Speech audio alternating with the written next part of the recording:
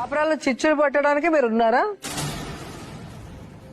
మీరు ఆడపిల్లలు అనుకుంటున్నారా లేకపోతే వేరేమన్నా అనుకుంటున్నారా?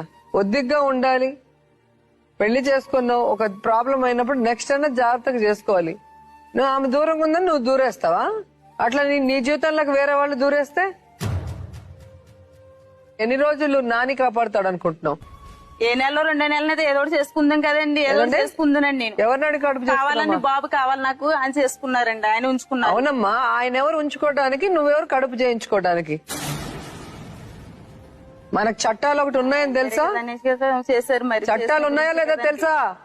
ఒక మగవాడికి ఒకడే పెళ్ళాం, మిగతా ఎవరు? బాగా అనుభవం ఉండేది ఎవరు? అబ్బాయి ఉంటాడు, అమ్మాయి ఉంటుందా? బాగా అనుభవంగా అది పెళ్ళి అయిన వాళ్ళు, పెళ్లి కాని వాళ్ళు. ఒకసారి ఆలోచించండి. నేను అన్నానని కాదు, అంటే అంత దూరం వచ్చేది ఎందుకు అంటే ఇంట్లో కరెంట్ లేక, లేకపోతే బయట కరెంట్ ఉండే? అంటే ఇంట్లో ఏం కరెంట్ ఉంది, బయట ఏం కరెంట్ లేదు. అంటే చిచ్చేస్తే ఒకటి, చిచ్చు అయిపోతే ఒకటే. బొలుపు వెలిగేదానికి ఎలాగేదానికి తేడా ఏంది? అది ఎవరు చెబుతారు క్లారిటీగా? ఒకసారి చెప్పండి. మగ పిల్లల, ఆడపిల్లల ఎవరు చదువుతారు? అది ఏం లేదు, చిన్న క్లారిటీ కోసం.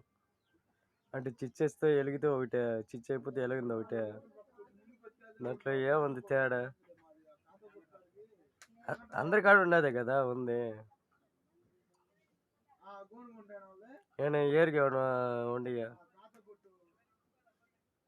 అంటే ఇప్పుడు 6 ఎకరం పొలం ఉంది, దాన్ని ఏమాత్రము పండియగలుగుతారు? 6 ఎకరాన్ని ఏమాత్రం పండియగలుగుతారు? ఒకసారి క్లారిటీ చూతారా?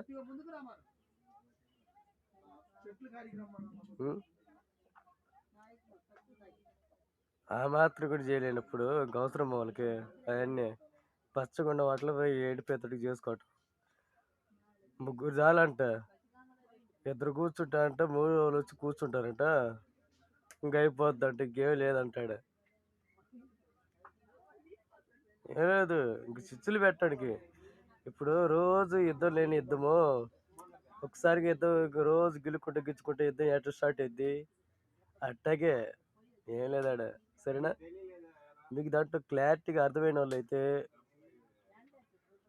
చెప్పండి. అంటే ఇరిసిన పువ్వుకి, ముగ్గుండ పువ్వుకి తేడా ఏంది అనేది ఒకసారి క్లారిటీ చేయండి. అంటే ముగ్గు ఉంది, పువ్వు ఇరిసింది, ఇరిసిన పువ్వుకి ముగ్గుకి తేడా ఏందనేది ఒకసారి క్లారిటీ చేసి చెప్పండి. దానికి ఆన్సర్ చెప్పిన వాళ్ళకి 100 రూపాయలు ఫైన్.